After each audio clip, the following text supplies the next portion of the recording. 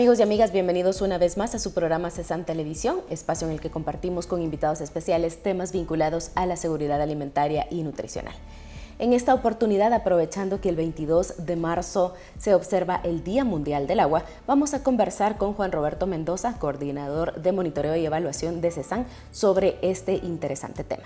Recuerden que para conocer más acerca de este y otros temas deben visitar nuestras diferentes redes sociales, así como nuestras páginas web. Juan Roberto, bienvenido. Muchas gracias por acompañarnos nuevamente. Gracias por la invitación. Vamos a empezar conversando un poco para que nuestra audiencia conozca la importancia que tiene, Juan Roberto, de que cada año conmemoremos el Día Mundial del Agua. Bueno, este día se estableció con el propósito de crear conciencia en las personas de la importancia del agua, tanto para el consumo humano como para las actividades agroindustriales que tienen relación con la disponibilidad de alimentos en el mundo. Claro, y es que es importante conocer, por ejemplo, cuánto se necesita para producir una manzana, un aguacate, para que los animalitos tengan el agua necesaria y puedan producir, por ejemplo, 1 litro de leche. Es realmente bastante amplio el uso que se le da al agua y que muchas veces no lo notamos. Efectivamente, para eso es importante crear conciencia de que debemos cuidar el agua, porque sin agua la vida no es posible. Le puedo mencionar, por ejemplo, que podemos pasar varios días sin comer y en ese sentido nosotros empezamos a consumir nuestras reservas, pero sin agua no podemos sobrevivir muchos días. Entonces el agua es vital tanto para mantener la vida de los seres humanos y los demás seres vivos en el planeta, y también para la producción de alimentos que nosotros consumimos. Y ahí viene mi segunda pregunta, Juan Roberto. ¿Cuál es la importancia de esa vinculación que existe entre el agua y la seguridad alimentaria y nutricional? Bien, ya mencioné anteriormente que para producir alimentos necesitamos agua. Se necesitan sistemas de riego para aprovechar al máximo la cantidad de agua disponible y también para el consumo humano. Sin embargo, la cantidad de agua que existe en el planeta está disminuyendo, eso lo vamos a mencionar más adelante. Pero, por ejemplo, si las personas consumen agua contaminada, aumenta el riesgo de enfermedades diarreicas agudas o crónicas. Y de acuerdo con reportes de Cibiagua, que es un programa del Ministerio de Salud, en el primer cuatrimestre del 2019 reportaron que 22% de los sistemas de abastecimiento de agua que ellos monitorearon estaban contaminados y 66% no tenían los niveles de cloro residual adecuados. Entonces estamos consumiendo agua contaminada y es un riesgo para tener enfermedades diarreicas. Por supuesto, y definitivamente ahí, como usted mencionaba, aunque consumamos alimentos, si tenemos una enfermedad diarreica vamos a eliminar. No se aprovechan los nutrientes que están contenidos en los alimentos cuando hay un proceso de infección que provoca diarrea.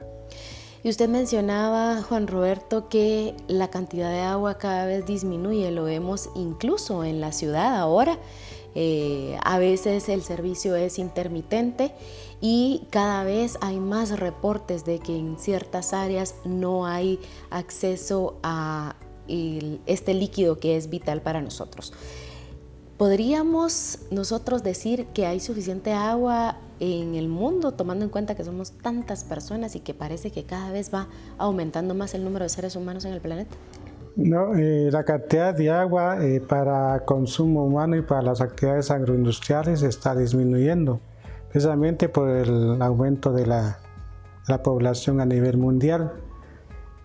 Como referencia, de acuerdo con los científicos, el 71% del planeta está cubierto con agua, pero de ese 71% solo 2.5% es agua dulce, es decir, apta para el consumo humano.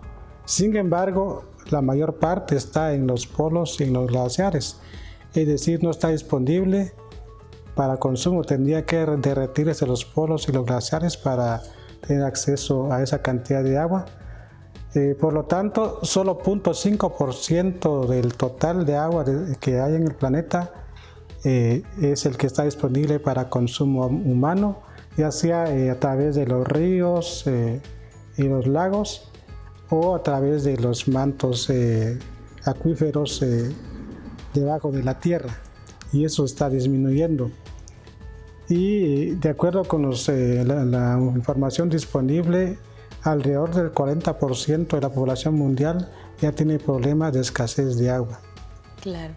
Y es que es mucho más complejo este problema del agua, Juan Roberto, porque la gente piensa, por ejemplo, que solo es la cantidad de agua que consumimos, por ejemplo, al ducharnos, el agua que bebemos, para nuestras tareas domésticas, pero va mucho más allá, porque también mientras más seres humanos hay más consumo, se necesitan más alimentos, hay más movilización, y entonces ahí entra otro factor del que hemos escuchado últimamente en estos años, y es el cambio climático. ¿Cómo es que afecta entonces el cambio climático, que cada vez está más complejo? Un día tenemos por la mañana frío, al mediodía hay mucho calor y por la noche o tarde nuevamente tenemos frío. Entonces estamos en ese cambio constante. ¿Cómo afecta el cambio climático a que nosotros podamos tener el acceso o la cantidad de agua necesaria para todos los seres humanos? Bien, para explicar esta parte de su pregunta, quiero mencionar los gases de efecto invernadero. Ahí incluimos al dióxido de carbono, el metano, el ácido nítrico y los fluorocarbonados. Estos gases tienen una función esencial en mantener una temperatura adecuada para que haya vida en el planeta. Pero las actividades humanas han contribuido a que esos gases se incrementen. Por lo tanto, la temperatura promedio del planeta se ha incrementado a partir de 1800. Los científicos han estimado que la temperatura promedio del planeta ha aumentado 0.8 grados Celsius, y que si no se hace nada para detener esto, para el 2050 estiman que la temperatura del planeta podría aumentar hasta en 1.5 grados Celsius. Ahora, ¿cuáles son las actividades que aumentan los gases de efecto invernadero? El uso de derivados del petróleo, por ejemplo, lo que usamos en los carros, en autobuses, los aviones. Las industrias usan también petróleo para funcionar. El uso de derivados del petróleo aumenta, solo el uso de esos derivados del petróleo aumenta en 80% el dióxido de carbono. Pero también hay otras actividades que influyen en el incremento de gases de efecto invernadero. Están la agricultura misma, la ganadería, la quema de leña para cocinar alimentos, los incendios forestales. Es decir, todo lo que hacemos nosotros de alguna manera produce un incremento de los gases de efecto invernadero. Claro. Y en los últimos años hemos visto incendios terribles, por ejemplo en Australia, que vivieron una temporada sumamente complicada en el tema de incendios forestales, Juan Roberto. Entonces creo yo que es muy importante que nosotros nos concienticemos de esta situación y que pongamos de nuestra parte todo lo que podamos para evitar seguir aumentando la situación del cambio climático. Ahora me gustaría que nos hable un poco también acerca de la relación que hay entre el agua y la producción agrícola, que ya lo hemos mencionado como muy a grandes rasgos, que ahondara un poco más para que nosotros podamos entender también, por ejemplo, por qué es que se hace tanto énfasis en evitar el desperdicio de alimentos, en que cada quien compre a nivel local y que hagamos muchas acciones que están de la mano con la agricultura y que al final también van de la mano con el agua. Bueno, como ya hablamos que la cantidad de agua disponible en el planeta está disminuyendo, se debe hacer un uso más eficiente de este recurso vital, tanto el que nosotros usamos para consumo, como también el que se usa en las actividades agroindustriales. De acuerdo con la información disponible actualmente, el uso del agua para consumo y para actividades agroindustriales se ha sextuplicado, se ha aumentado 6 veces. Por lo tanto, lo que necesitamos es mejorar la productividad agrícola. En este sentido, se requiere tecnificar la producción agrícola, utilizar sistemas de riego. Todo esto va a contribuir a que la producción agrícola sea mejor, sea más eficiente. Sin embargo, si pensamos en los pequeños productores de Guatemala, ellos no tienen acceso a tecnología, no tienen acceso a sistemas de riego. Ellos dependen de la lluvia que cae en la temporada de invierno. Y si hay una canícula prolongada que está asociada a sequía, estos agricultores van a perder una buena parte o el 100% de sus cultivos. Claro. Vamos a conversar un poco más acerca de cómo podemos desde la Secretaría apoyar la coordinación de acciones que vayan enfocadas a este aspecto del mejoramiento tecnológico que ellos necesitan. Pero antes de eso vamos a ir a un corte, Juan Roberto, así que gracias por compartir con nosotros.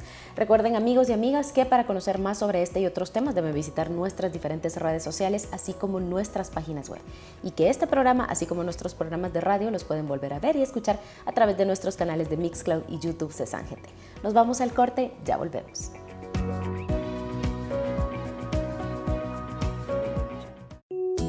Antes de ir al mercado, planifica tu menú para varios días. No lleves niños o adultos mayores. Utiliza mascarilla. Mantén una distancia prudente con las demás personas. Escoge y compra alimentos que sean nutritivos para ti y tu familia. Al regresar a casa, recuerda lavar y desinfectar bien tus manos y todo lo que hayas comprado. Juntos saldremos adelante. Fortalece tu sistema inmune a través de la alimentación, aumentando tu consumo de frutas y verduras. La vitamina A del tomate, zanahoria y papaya y la vitamina C en cítricos como la naranja, el kiwi y el limón te ayudarán a combatir infecciones. Juntos saldremos adelante.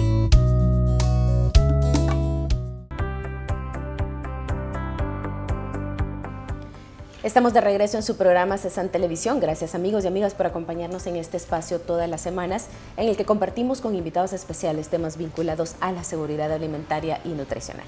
En esta oportunidad estamos abordando un tema sumamente interesante y que está íntimamente vinculado a la seguridad alimentaria y nutricional, y es el agua, porque cada 22 de marzo se observa el Día Mundial del Agua, por lo cual Juan Roberto Mendoza, coordinador de monitoreo y evaluación de CESAN, está compartiendo con nosotros sobre la importancia del vital líquido y la vinculación tan importante que tiene hacia la seguridad alimentaria y nutricional. Juan Roberto, antes de irnos al corte hablábamos un poco acerca de la relación entre la productividad agrícola y el agua, y que es un tema que está íntimamente vinculado al quehacer que tiene esta Secretaría. Así que me gustaría que nos cuente un poco, o que nos amplíe un poco más acerca de cómo entonces se está trabajando para apoyar a los pequeños agricultores en el tema de la tecnificación, que es lo que usted mencionaba, para que ellos puedan también no solamente poder hacer uso de agua cuando es la época de lluvia, sino que puedan tener disponible para cuando sea necesaria. Con mucho gusto. Hay procesos que ya están funcionando desde hace 8 o 9 años en la CESAN y en el Ministerio de Agricultura. El Ministerio de Agricultura coordina una mesa técnica de monitoreo de cultivos, donde también la CESAN participa y otras instituciones de gobierno y cooperación internacional. Pero la CESAN también coordina el pronóstico de seguridad alimentaria y nutricional, donde se analiza la situación de seguridad alimentaria y nutricional de población vulnerable, principalmente estos pequeños agricultores que usted mencionaba. El análisis que hacemos en el pronóstico sirve para elaborar un informe que se presenta en el Consejo Nacional de Seguridad Alimentaria y Nutricional, porque estos pequeños agricultores, por efectos del cambio climático y otros factores han experimentado pérdidas en sus cultivos de granos básicos. De hecho, si hacemos una revisión de los últimos 8 años, del 2012 al 2019, de estos 8 años, 7 años ha ocurrido sequía. Y por supuesto que ha tenido consecuencias en pérdida de cultivos de estos pequeños productores. ¿Para qué ha servido esta información? Bueno, cada año hacemos un plan para atender el hambre estacional que experimentan estos pequeños agricultores, pero las acciones no deberían quedar solo ahí.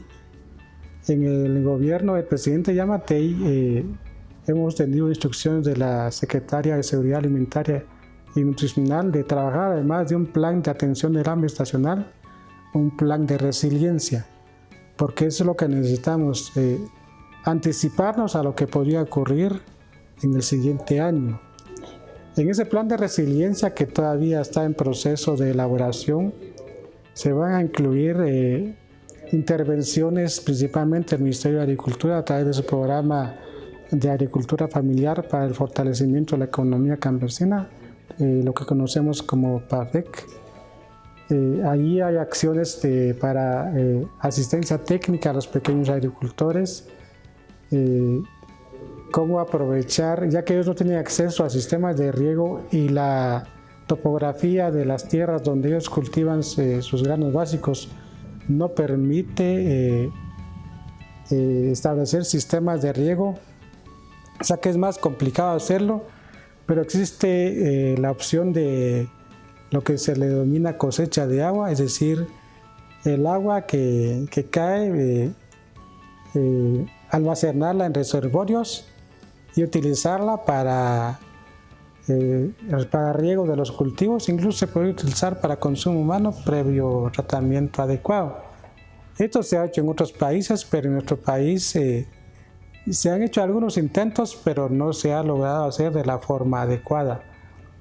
Es decir, si nos comparamos nosotros con países de África, donde sí hay sequías muy severas,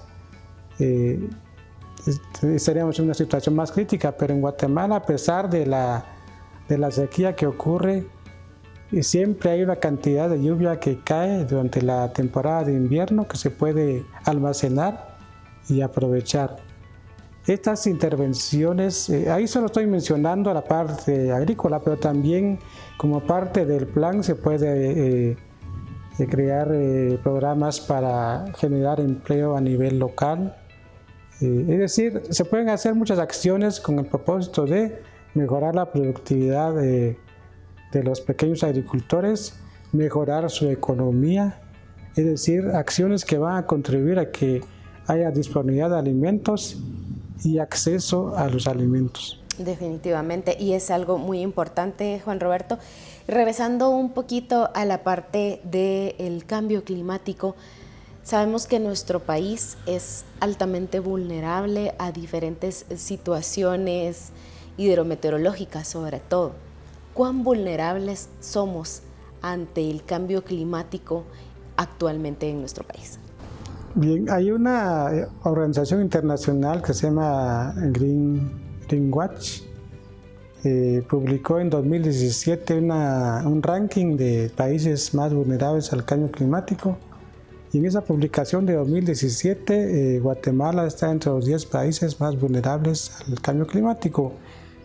Y no necesitamos conocer ese ranking para saber que Guatemala sí es vulnerable por la serie de eventos que le mencioné hace un momento, que en los últimos 8 años, en 7 ha ocurrido sequía.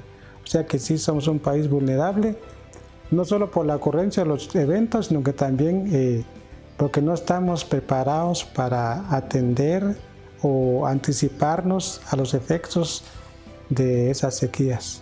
Claro, definitivamente. Y ahí es donde, como CESAN, pues también tenemos acciones, como usted mencionaba, en la mesa de pronóstico. Así es, eso es lo que precisamente hacemos en la mesa de pronóstico, analizar la situación de los pequeños productores, Tal vez quiero aprovechar el espacio, si es que hay tiempo todavía, para mencionar cuáles son los temas que nosotros analizamos ahí.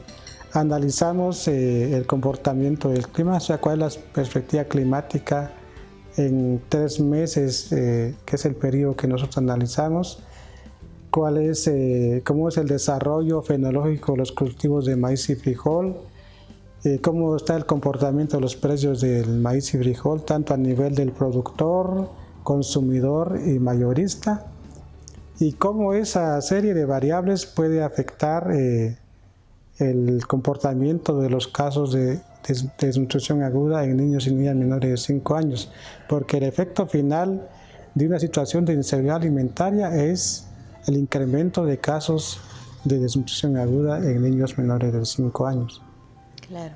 Gracias, Juan Roberto. Esperamos poder contar con su participación en una próxima oportunidad para que hablemos precisamente sobre la mesa de pronóstico y cuáles son las acciones que han ido desarrollando en los últimos meses.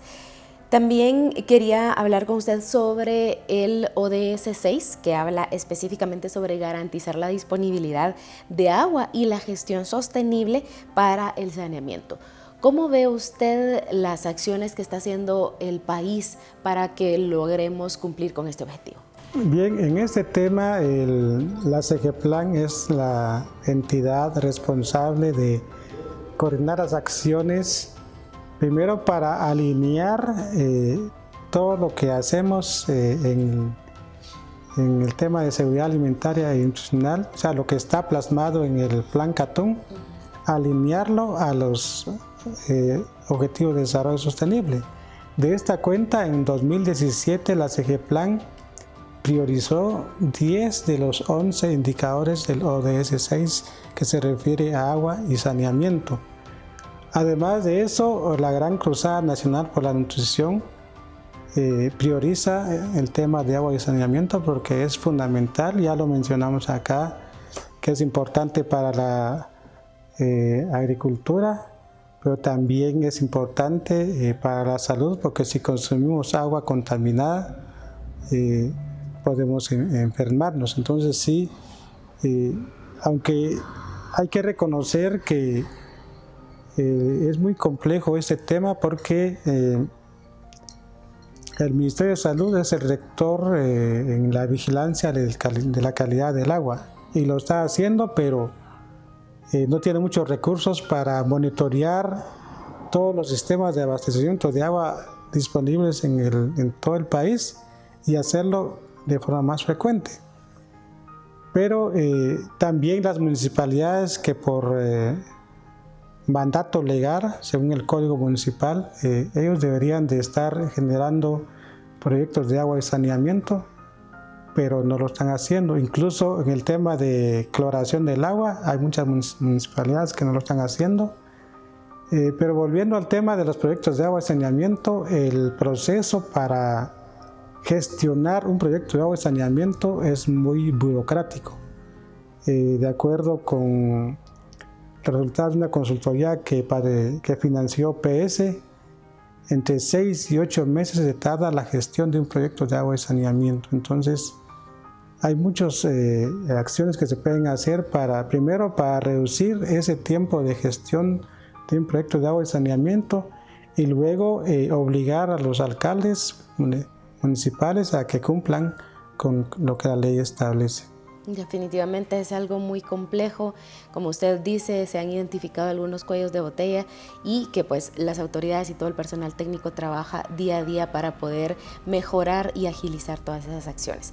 Para finalizar, Juan Roberto, me gustaría que usted brinde un consejo a la población tomando en cuenta que durante todo el programa nos hemos dado cuenta que nuestras acciones están íntimamente ligadas a aumentar el cambio climático y con esto disminuir la cantidad de agua que hay en el planeta. Bien, a nivel de, pues si hablamos de gases de efecto invernadero, pues ahí no depende solo de la persona o la familia, ahí hay otros actores que deberían intervenir. Entonces, para ser más realistas a nivel de hogar, lo que podemos hacer para contribuir a preservar el agua es primero ahorrar el agua que utilizamos, o sea, no desperdiciar el agua. O sea, cuando nosotros estemos cepillando los dientes, pues no dejemos el chorro del grifo encendido O cuando nos vamos a bañar, pues no dejemos ahí la regadera tendida y desperdiciando el agua. Es decir, eso podría ser unos ejemplos de cómo ahorrar el agua, pues, teniendo conciencia de que el agua que desperdiciemos lo necesitan otras familias y otras personas. Entonces hay que ahorrar el agua que utilizamos en el hogar. Y luego no tirar basura en ríos, en lagos, en el mar, o incluso aunque sea en el suelo, porque todo eso cuando llueve va a caer en los ríos y finalmente llegan al mar. Entonces son acciones sencillas pero muy prácticas que pueden contribuir a preservar el agua porque es muy importante para la vida. Así es. Muchas gracias, Juan Roberto, por compartir con nosotros y por estas recomendaciones tan importantes que nos ha dado. Muchas gracias por la invitación y estamos para servirles. Gracias, Juan Roberto.